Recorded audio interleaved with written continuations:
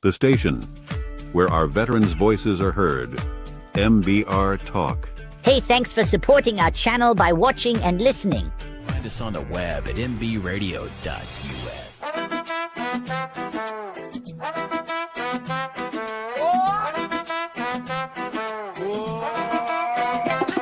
Desde Brooklyn hasta el sol del Medio Oriente, José Flores con fuego en la mente. Raised in the Bronx where dreams don't sleep, donde el hambre te enseña a resistir. Section 8 life, no handouts, no cheat. He built his power from the pain on the street. Cada golpe, cada lágrima caída fue el fuego que encendió su vida. Ahora camina con propósito y voz. José Flores, hear the noise. De la calle al combate, turn his trials into faith. Disciplina y con fe. Now he rises every day. From the block to the world sin temor. You ever need a haircut? So that these kids can learn how to play instruments or want to, not just learn, but want to. But I think that there's a major shift. Iraq to Korea, he led from the front. Now he lifts others, never just stunts. Hoy es mentor, líder, amigo. ¿Qué pasa, mi gente? Hey, welcome to the Motivated Mindset. I am your host, Jose Flores, and I am uber excited to be here. If you don't know, you better ask somebody out in here. How you doing? All right, mi gente. Look, I'm a proud Latino born in New York City. You know what I'm saying? Straight out of the Bronx, raised in Brooklyn. How you doing? That New York flavor, that hustle, that grit. It shaped me, built me, and still drives todo lo que yo hago. I'm a combat veteran who served 30 years in the United States Army. Hoorah! And before we get started, right here, we're gonna get rolling. I want to send a powerful salute to all my veterans and my service members and first responders, because listening, mucho respeto. You already know. Before we get any further, I need to speak on something real. The month of May is it's so powerful on so many levels. Mental Health Awareness Month, as you know. And para me, this isn't just a topic, it's a personal. As a veteran living with PTSD, mental wellness, it isn't optional, it's essential. But I'll keep it real with you. It wasn't always that way. Before I was diagnosed, before I got the help I needed, I was out there self-medicating, making, not good choices and masking pain instead of facing it. And here's why.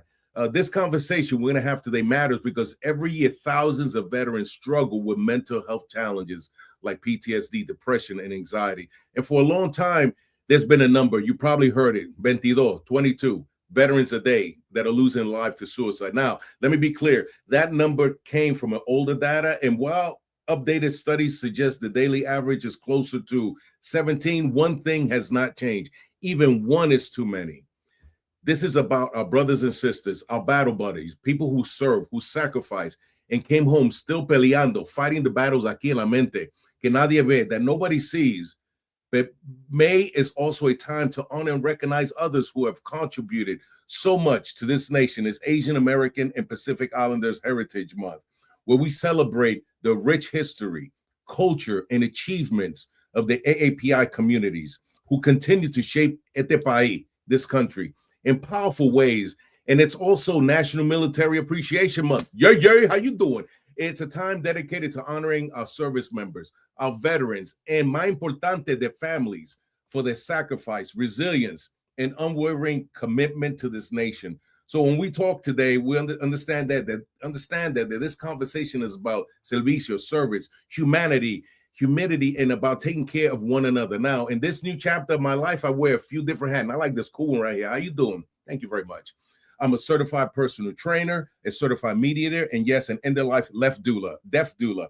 But here's the truth. Esta es la verdad. Behind all those titles, I do what I do because I'm called to serve. I say, really, because I know what struggle feels like, because I know what it means to fight for purpose and to help others find theirs todos los días, every single day. My mission is simple: to inspire, to uplift, to challenge, to remind you that no matter a donde tú empezaste la vida, where you started, you can always redefine your life with heart, discipline, faith, and relentless drive. That's why this podcast exists. The Motivated Mindset is where we talk about resilience, culture, optimism, and what it takes to keep pushing when life tries to push you down. We keep it real here in New York, right here. It's always real. Bronx humor, zero sugarcoating, and you're going to laugh, you're going to reflect. You're going to get fired up, maybe even shed a tear, not because I'm cutting onions. How you doing? But one thing I promise you, you will leave stronger than when you press that play button, because this is just about motivation. This is about transformation. One last thing before we get started. If you vibe with what you hear today, if this conversation inspires you, if you appreciate the interviews, right? The energy and the message, all I ask is that you support the YouTube channel, hit like, hit subscribe, and share it with somebody that may just need this, who could use a little motivation. Your support helps me keep me bringing powerful guests, meaningful conversations, and purpose-driven content. You know what I'm saying? Let me see. In fact, I can put that right in the comments. And one of the things I want people to do is comment. I want you to ask questions. That's the whole purpose. I always say that knowledge is worthless unless you share it. You've got to share it, my people. Mi gente, you've got to share it, because that's the only way that que lo levantamos, right? So now let's talk about today's guest, right? And today we've got a powerhouse, right? In the building, in the studio, in the internet, right? Someone who is not only walking in purpose, but serving on a global level. I'm honored to introduce Dr. Ana Sierra. And Dr. Sierra is a licensed mental health professional with over 20 years of clinical experience, working with adults, children, and adolescents across outpatient, residential, and community-based settings. She holds advanced degrees in psychology and counseling, including a PhD in international psychology with a focus on trauma services. And let me tell you, her work is deep. It's meaningful and impactful. She specializes in trauma-related disorders like PTSD, anxiety, and depression. And she has dedicated her life, her career, to helping individuals heal from some of life's most difficult experiences. But her impact doesn't stop there. Dr. Sierra has done extensive international work developing psychosocial programs for survivors of violence across Latin America and the Caribbean. That's global service, mi gente, right there. She's licensed in multiple states, a national certified counselor, and a court-certified subject matter expert in childhood trauma, including child sexual abuse and exploitation. And on top of that, she's a media contributor, a podcast host. How you doing? An award recipient and co-founder of the Latina Healing Institute, where she empowers high-achieving Latinas to heal, grow, and thrive. So today, we're not just having a conversation. We're stepping into a space of healing, awareness, and real understanding. So let's make this happen. Let's get into this. Give me a moment as we bring her on. Yeah. The interview of the week is brought to you by Jersey Mike's, a sub above. Dr. Ana Sierra, welcome to the podcast, my interview, ma'am. Thank you so much. Thank you so much, Jose, for having me here and for hosting such an amazing space for everyone and for your audience and for our people, for the people. Yes, yeah, para la gente, we have to, right? We have to know. I'm so honored, and I was really impressed with everything you've done. And, before there were titles, before there was this, we want to know is who was Ana Sierra before all that? Well, as far as I knew, when I came to this country, I was just a girl, from Honduras that got here.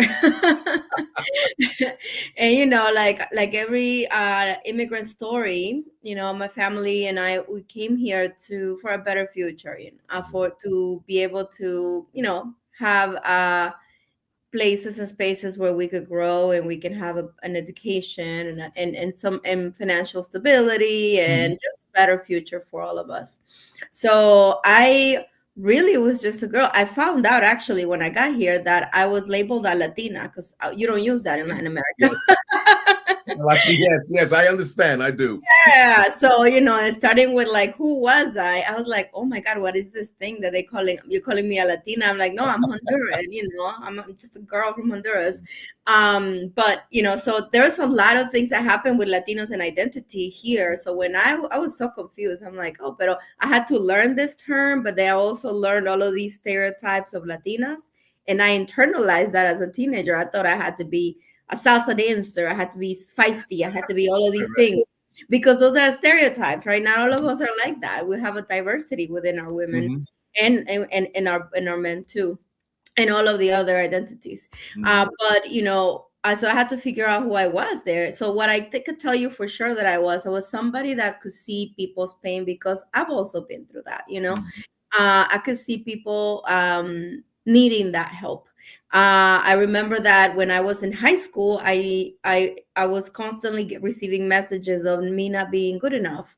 Like even going to school, and I asked a person who was supposed to help you with college applications. I was like, "Hey, I want to go to college." I was in the 10th grade, I think. I wanted to prepare.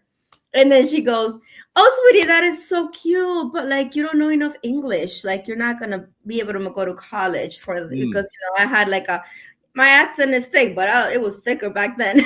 Right. But of course, I had only been in the country for a few years, so it was expected. So I saw that our people really, and especially like women and or girls, and that we were kind of putting all these all of these stereotypes on us. Like luckily I had parents that would always be like, "Oh, wait a minute, they're telling you can't speak English, but like you speak 2 languages and they only speak 1. Like come on." So I had a good support system that got me through that, but not everybody has that. So I used to see how many of my peers would just fall off the trails, like they will just kind of fall through the cracks, without that support and with other things in their homes going on, and abuse. And to me, I wanted to heal people. That's what I could tell you that I had in my heart when I was little. I wanted to stand up for our people, and I wanted I wanted to make people feel better, even though I was still carrying my own, Right.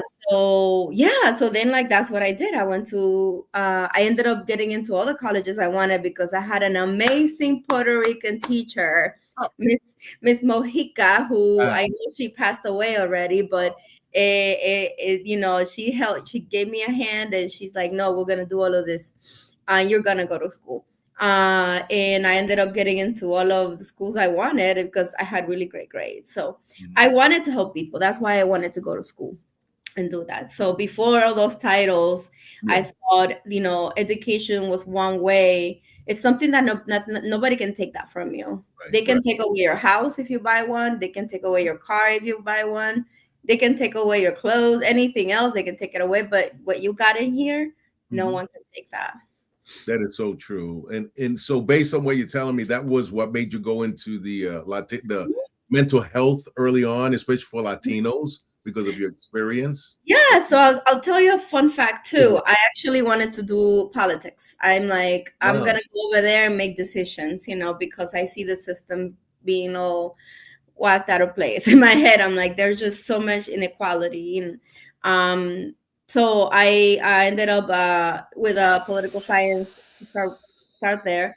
And I had a great professor in college, and he encouraged me to apply to internships. And he goes, "You should apply. We should do the White House." And I'm like, "They're not gonna take me. Come on, it's the White House."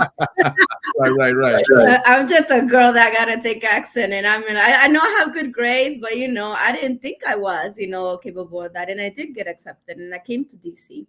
And I was interning, but I realized that was not the field I wanted to be in. And not because, experiences were diverse and everything, but, there was this culture of favors, there's a culture of, I got your back, you pat my back kind of thing. And we learned that even from our, one of our professors in the institution said maybe he was just the professor, but it was just a very bad way of saying, "I'm going to teach you, how to manipulate people and to get whatever you want." And to me, I'm like, that's not in my heart, I can't be that person. So I realized that I couldn't do that because I didn't think I have the thick skin to get there, to lie to people or not lie. They don't call it lying. They call it strategizing, right?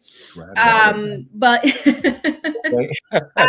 so I didn't want to strategize that way. Let's put it that way. And I came back to college to New Jersey, and I said, no, I think I'm going to change it up. I'm going to see something else. What do I want to do? So I ended up falling in love with this whole theory, psychology, and helping people one by one. And yeah, so that's how I started doing that. And I really enjoyed the field, and I enjoyed also learning about myself, also Mhm. figure out that I had some things I had to work on, going to therapy to work on those things, because I understood the value that that brings to you in my 20s. Mm. So yeah, that was those were some of the challenges that you were going through. Was there any other challenges that you faced personally also while you was going through this program? You mean throughout academically, throughout Yeah, the yeah, for the men, yeah, as a Latina woman specifically, what was some of the that's what were some of the challenges as a Latina woman? I'll rephrase that. Yeah. that it looked like that no matter how hard you work and how much you do, people will always put you in this box of being all these boxes of stereotypes, right? I remember, Jose, when I was coming from the White House internship, Mhm. I came back to the college and I was like a mini, they all wanted to know who I was because no one had gotten to the White House, right? Mhm. But me. So I remember that a reporter from, I don't remember if it was from the school or from, I don't remember, wanted to talk to me about it. And I was just, I'm like, oh yeah, I'll meet you in front of this, whatever part of the college. And I was over there and I was talking to one of my friends. And I'm just gonna say it. She was a white female, and I was me talking to her, just hanging out while I waited for this person. And the reporter was like, "You must be the White House intern," and reached his hand out to her, not to me. Oh wow. So you experience that over and over and over again, whether it is by a professor, whether it is intentional or not. Now in psychology, we call these microaggressions, microinvalidations. Now I know that now, but back in the days, I just knew it felt wrong, you Right, know. right, right. So you get that in, or professors telling you, I can't understand what you're saying because of your accent. And I used to be then I became a little bit more like feisty in the sense that I would be like, Mhm. well, that is so unfortunate that you cannot understand me. This is your first language. That's how I got feisty. So I had to Right, learn right. to manage those environments, or I would be in front of the class because I was a straight student in my country. And I Mhm. came here and I got to that place too where I was. And I remember standing in the front of the classroom, and a professor would ask a question. I would raise my hand right in front of her face, and Mhm. he wouldn't pick me. you know. And then my classmates would say, "But hey, Anna's raising her hand." Like Right, it was right. environments that are difficult because either people have stereotypes that they carry, people see you as the person that's going to mess up, um, or I was told by a teacher in high school that I should just go get a job at McDonald's because they're always hiring. Nothing wrong with working at McDonald's, Oh no. but but how can you say that if you don't know me, you didn't ask me? I was actually a student that got scholarships to go to college for Mhm. academic reasons, but also for sports reasons. I was a swimmer. So you don't get to know people. Now we are more awake. I think we're more woke, right? Mhm. but uh, but back in the days, that's what it was, and it continued out throughout. Many spaces where I would figure out, oh my God, I'm the only Latina in this place. Whether I was working professionally already, or I was, in classes that were not as diverse. Mhm. Um, so, for example, I worked in corporate. This is how the Latina Healing Institute kind Right, of right, looked, right. with my amazing co-founder Alani Bankhead, who's actually running for U.S. Senate from Montana. So she's another a badass veteran Air What's her Force. name again? Say her name again. Alani Bankhead. She is a veteran, and she is Air Force veteran, Ooh, and she's all a right. colonel. She left she finished everything, and I'm like, so what you gonna do now? Run for office? And I'm like, oh my God. Just Wow. that. But we created the Latina Healing Institute years ago because we both had been in spaces, right, where you're Latina, Mhm. there's stereotypes about you.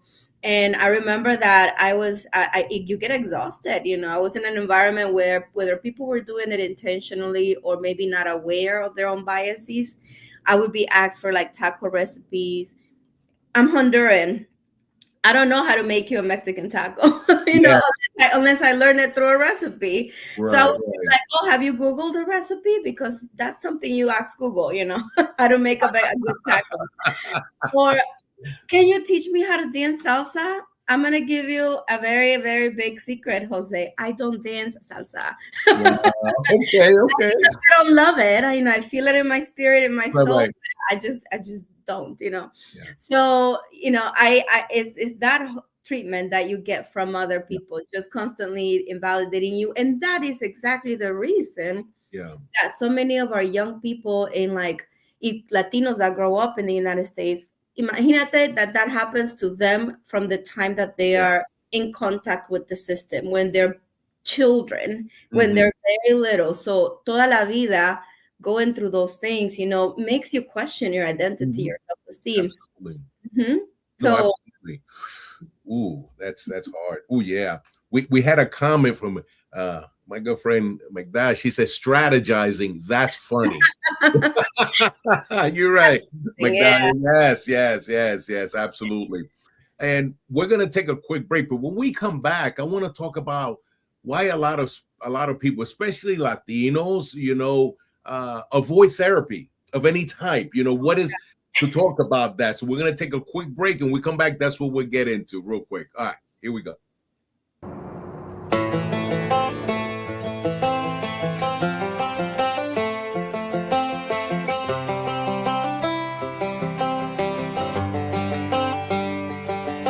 It's the guts and it's the glory. 100 stripes, 100 stories. It's the Pledge of Allegiance on the 4th of July. It's them handwritten letters from home. It's them sleepless nights alone. It's his newborn baby he left with his wife. Mr. Red, White, and Blue, lay down, here's a line. Mr. Red, White, and Blue, for these stars and stripes. Hey,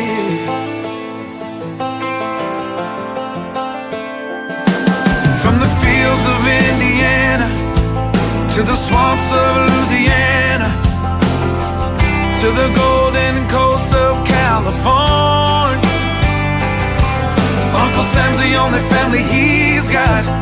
His purple heartbeat won't stop, and his 18th birthday was the day he was born. Mr. Red, White, and Blue, lay down, here's the light. Mr. Red, White, and Blue, for these stars and stripes. Mr. Red, White, and Blue, stand on the front line. Mr. Red, White, and Blue, pay the ultimate price. Oh.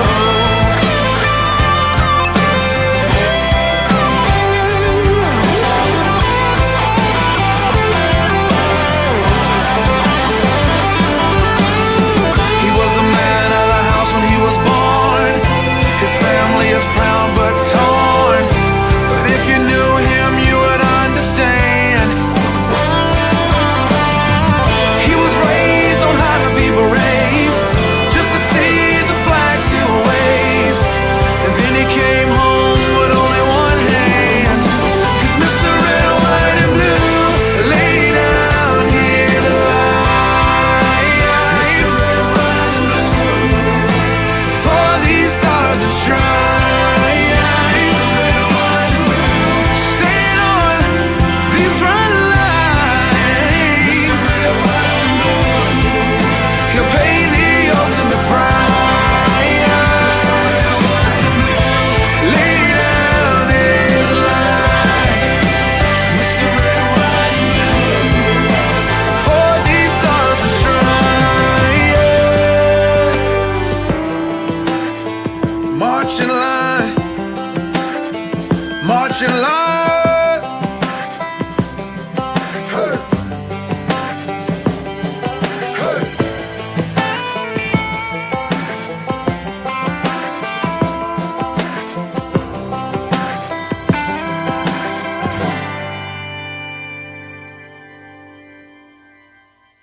The station where our veterans' voices are heard. MBR Talk.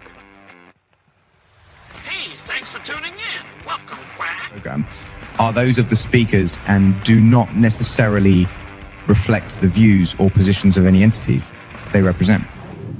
The web at mbradio.com. ¿Qué pasa, mi gente? Welcome back to Motivated Mindset with Dr. Ana Sierra. So, before we went on break with that awesome song, okay, I'm sorry, I think it's awesome. But, I love it. So cool. it just, if I had hair, it'd be up. But anyway, Una peluca. No, see, I tried. You gotta get a wig, and like rock it. If I went to get a wig, it'd be a fro. I don't know. I had Jerry curls back in the day. We won't get into that right now. But again, right before we went on break, I wanted to ask you about, why do some people avoid therapy? Like, what's behind that in your opinion? I think because it's an unknown of what happens there, right? People have imagined what that could be. Oh, you just sit there and talk about your problems. That's it. Or in our culture specifically, we have this frase, eso es para locos, right? That's for crazy people. So the issue with that, what I think that comes from, it's just that people, we as well in our immigrant community, right? Our Latinos are the latest wave of immigrants into the United States for decades and decades, the recent decades, right? So I think that because we come from systems, right, that in Latin America that are not very strong in that, in mental health or education or anything like that, we kind of see untreated mental health people around, like, el loquito de la esquina, le dicen, right? Or somebody that had mental health issues, they took them to the asilo, and then they're locked up in there forever. So people get afraid. Like, our people tell the stories, and we learn by stories. That's how we learn in community. So yo le digo a la gente, why? What you're not gonna go? You're not psychiatry and mental health are different things, right? If you need one, you may need both. You may need just one, or you may need neither. So es el miedo a decir there's something wrong with you, right? That to find something wrong with you, as if there is something wrong with you, which is not. Like, statistics show us, a lot of studies on trauma and mental health, kind of throw out these results where 70% of people in any given place have already gone through at least one traumatic experience. So 70% of the world, this is in local studies, state-by-state studies, or, the adverse childhood experience study, but also the World Health Organization has done these studies in other countries. So, the rates can differ in different countries because of histories, genocides and things like that. But there is a safe place to say that at least in any room you walk into, 70% of the people there are walking around with trauma. So it is so common that, we just normalize it. We normalize violence.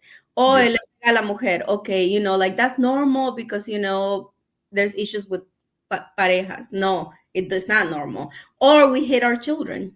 Yeah. Oh, because it's normal, like you have to do it because it's for their own good. We normalize violence because we are all carrying these things. If they're untreated, we're going to continue to think that way. So it is not knowing that there's something wrong and it's right in front of you, not because you were born with that in that sense, but you learned that and you made it in, we made it into being normal. Many people walk around saying, I know es que he's jealous. He gets jealous and mad like that because he loves me. That's not normal either. But we walk around with these beliefs thinking that this is reality, but we haven't seen another, moneda de eso, like the flip of that. What that looks like when you are actually in healthy relationships, when you're actually, doing your best, and you're not going to be perfect because we have tendencies, so people don't come because they think they're gonna they're gonna find something wrong with you. Same, my clients that come, they're like, I know you're a doctor, I haven't gone in like 20 years and I'm healthy though. I'm like, really? Are you healthy though? You've never been, you haven't been in 20 years and you think you're healthy. Yeah, because if I go, they're gonna find something wrong with me. Así me dicen. And I'm like, oh no. My God. So I would say mental health is kind of like primary health care too. Go get a checkup, because if you've never been to a and gotten an evaluation to see how your mental health well-being is, we all have mental health. I go to rooms and I'm like, how many people have mental health here? And like one person raises their hand. I'm like, all of you have mental health. We just don't know what it is, Is it good? Right. Is it or is it we need more help, Go check it out. And as a general physical, we kind of take not blood, but we take everything from your mind to figure out what's going on, and then just see how you are, because not knowing doesn't mean it's not there, Yeah, no, absolutely. But you're right. I know growing up as a kid, my parents, especially my dad, I had to be strong even when I wasn't. I had to act it even when I wasn't. I had to, and to say that something was wrong, but no, levántate, eso no hay nada. It's like you couldn't bring stuff like that to the forefront. And I grew up like that. And I know because it affected past relationships because it's a learned behavior. But this is what I seen. And like I mentioned earlier, having PTSD, once I knew what my triggers were, I'm like, okay, I can function now. But before then, it was like the norm because nobody said anything. So I can relate. We have a question that got emailed to me, said, what advice would you give someone who is high functioning but silently struggling? Okay, yeah. And I think that a lot of people are in that place.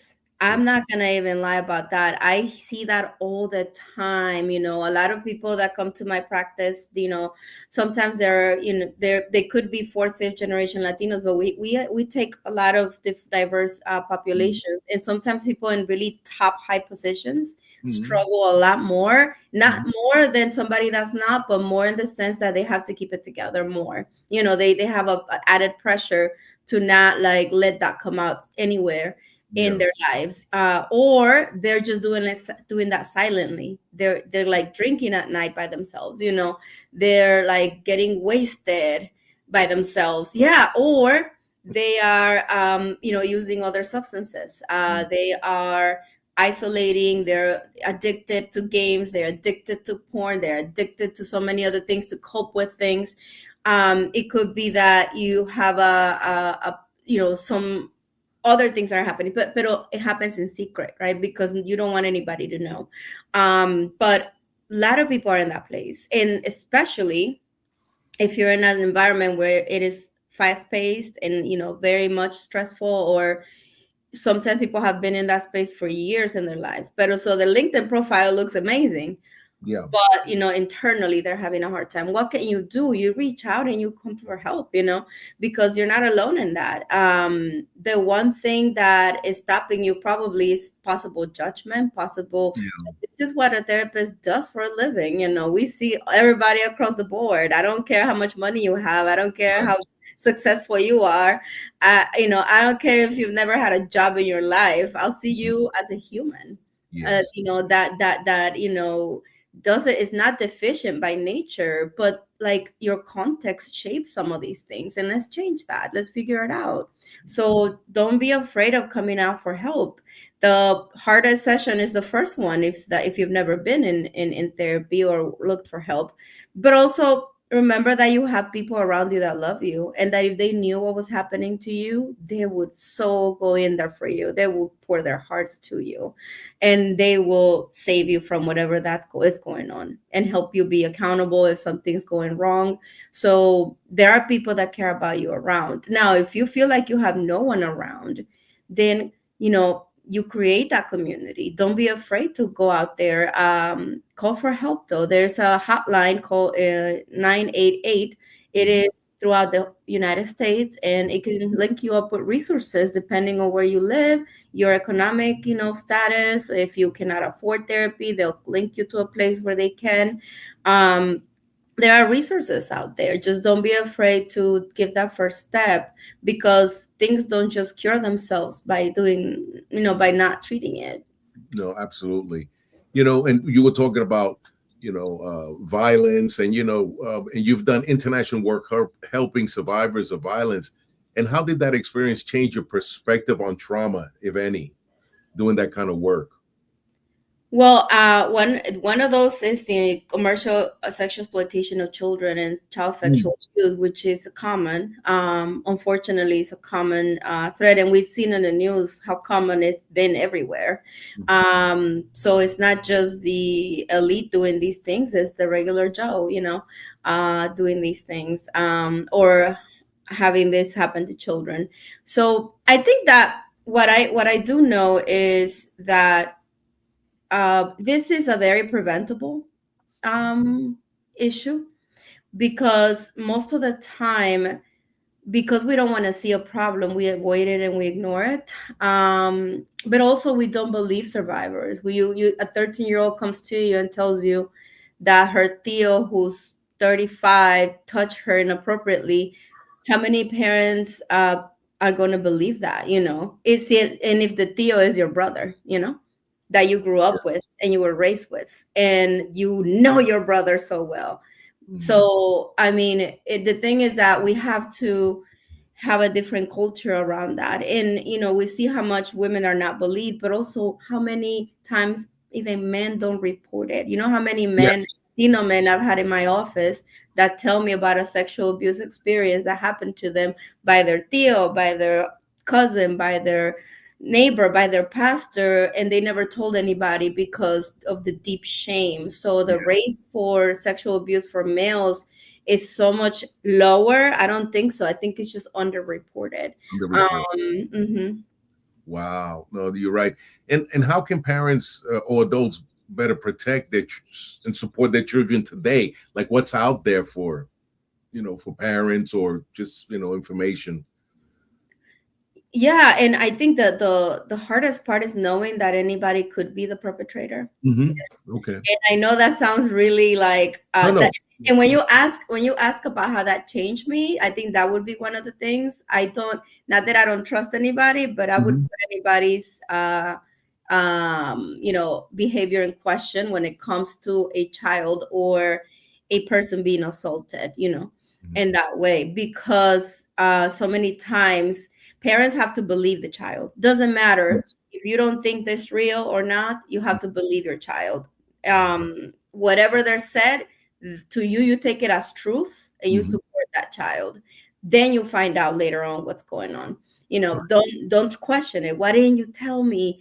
I Yeah. giving you confianza, no, Right. but like that's not the child's job to come tell you, hey, Theo's touching me the wrong way. No, it is your job as a parent to look at the signs. So when the child changes personality suddenly, and you Mhm. know your child better, so there used to be a lively child, and then all of a sudden they're like more reserved. I Yeah, don't know. you see. Mhm. Or if they're telling you, I don't want to go to Tia's house anymore, Mhm. I want to stay with you. But you're like, no, but you have to go because you have to spend time with your cousins. Don't ask questions. Like, oh, wait, how come you don't want to go there anymore? What's going on? Mhm. Or they're failing out a school assignment and they don't want to go to school. Then find out why they don't want to go to school. Is it a teacher doing that? I mean, the thing is that it has gotten my alarms fired up all the Yeah. time with kids in that sense. So I think that also I have worked through that also in therapy to make sure I don't burn out, with the stories that we find that I've encountered throughout the majority of my career.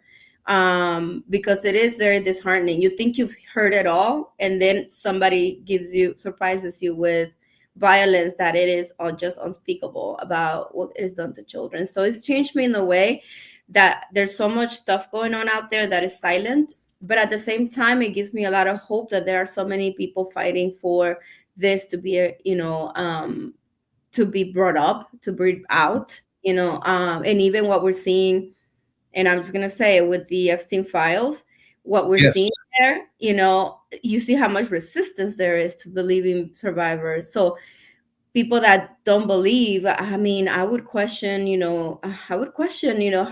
thinking about this subject, Wow. and just get more informed. Okay. We have a question, and the question says, Hola, Dr. Sierra. Today's topic is from survival mode to thriving energy. Many people don't recognize that they're in survival mode. What are the subtle signs we often ignore? Gracias, Yvette.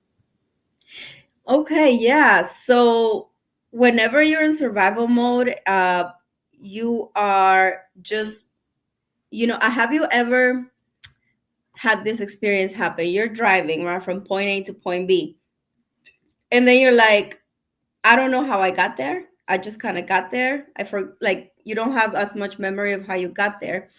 So that idea of you're always just on the go, on the go, on the go, on the go, on the go. You go to work, you do your thing at work, you come home, you eat dinner, and then you go to bed or do whatever you're doing, or spend time with your kids for whatever you can, and then wash, like, what is it? Rinse, wash, repeat. Yes. Mm-hmm. And then the weekend comes and you're exhausted. So when you are just seeing yourself as a robot, you're like just going and going and going. Wait a minute, I have lost something here. What actually gives me purpose, and like what actually gives me life, rather than just feeling like you're a robot that has to perform, but also your nervous system is accelerated all the time. So say that can you close your eyes, for 5 minutes without doing anything? Just let your mind go. Look at what's going on in your mind. Are there 20,000 thoughts that come up in the first 10 seconds you do that? And it's really hard to just bring your body back to a space where you can be calm. And, do you give your mind space like that? So I do that test with people. I'm like, I close your eyes, let's see what happens, when we close our eyes. And what I do is I tell them, I'm going to tell you when to open your eyes. And then I'm like, go ahead, close your eyes and just take a breath. And people will do that. And I do this for like 45 seconds. Okay. And then I'm like, I tell them, okay, you can open your eyes now. How much time did it pass? And they'll be like 5 minutes. Your nervous system is really high right now. It's really up because it was only 45 seconds. And you perceive that calmness as uncomfortable. That's why the time stretched, right?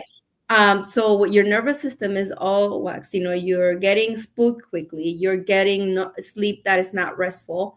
You are getting up tired, of course, because you're not sleeping well. But you're also starting to feel like lack of motivation to get up in the morning, or kind of like, oh, I have to go to work. I have to do this thing instead of getting up. And it's not like you have to wake up like arcoiris and trumpets. Right.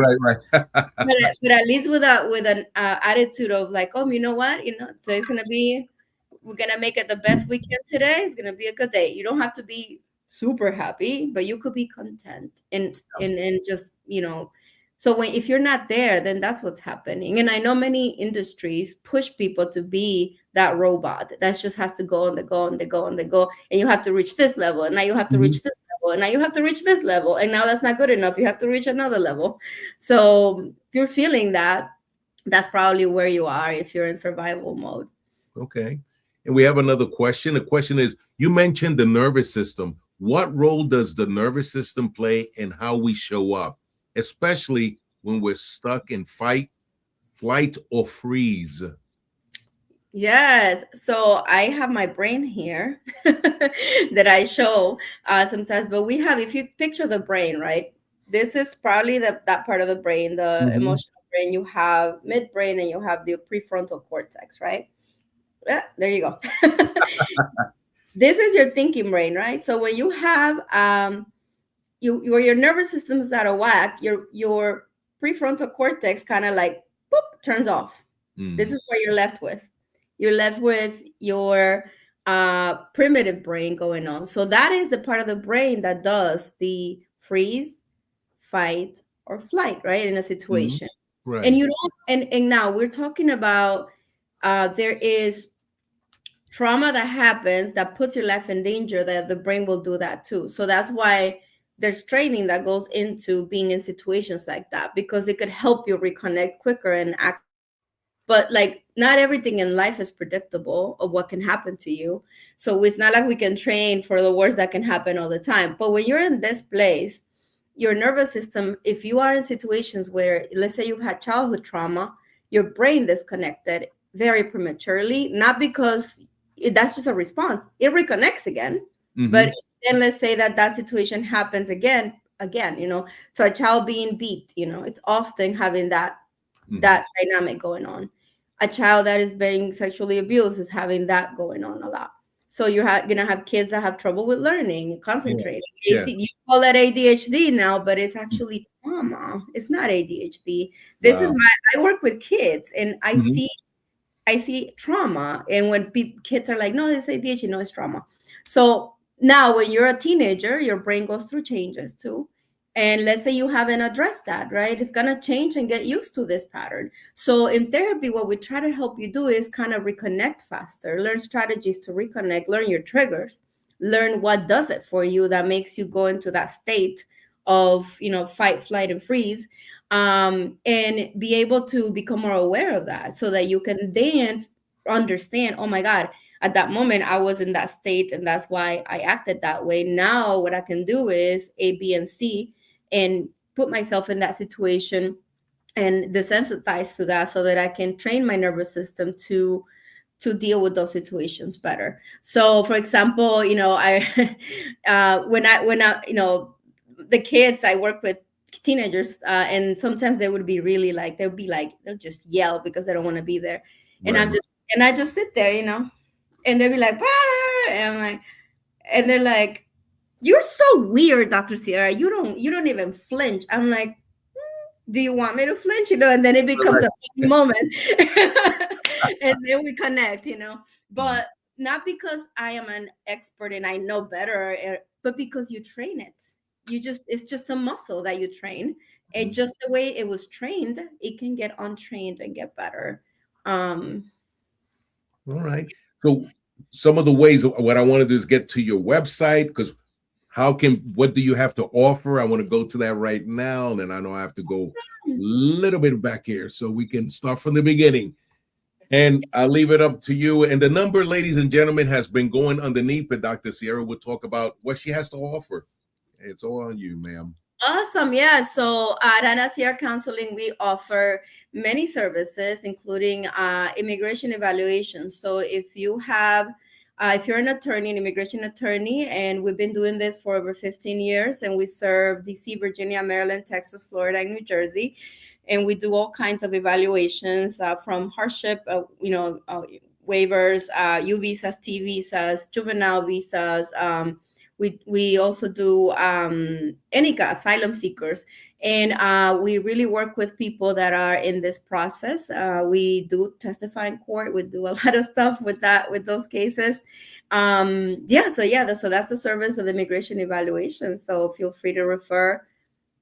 Counseling and psychotherapy. We provide services in all the states we mentioned right there: DC, Virginia, Maryland, Texas, Florida, and New Jersey.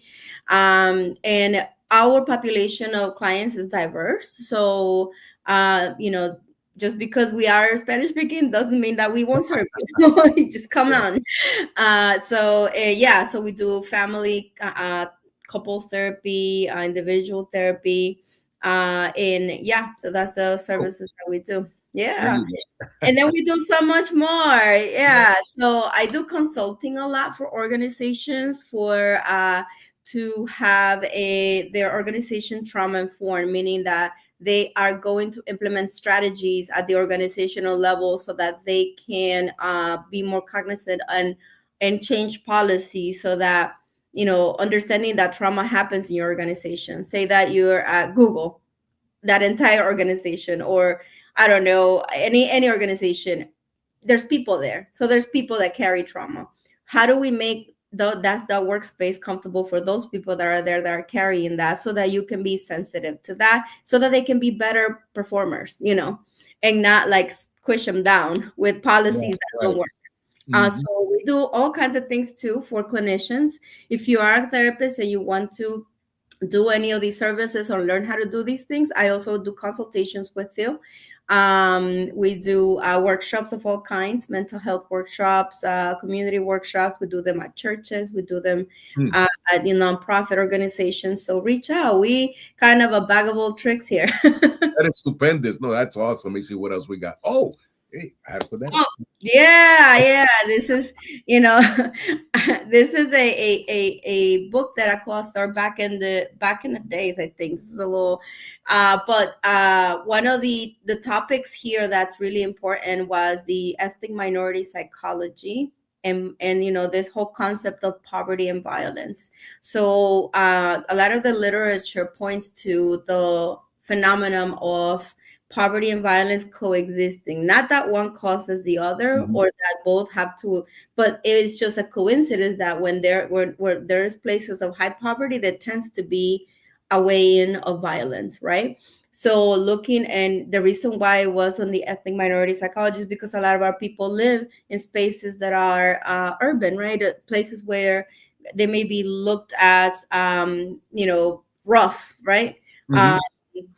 So not by coincidence, I think it's because of economic opportunities, right? Like you can't, if like my family came here and we couldn't afford back then to have a house in the suburbs. Yeah. So we lived in the hood in Jersey City. I hear you, girl. I was in the hood in Jersey City. I had to learn a lot of stuff, when I was in high school, aside from the other stuff we talked about. But like I had to learn a lot of stuff to survive it.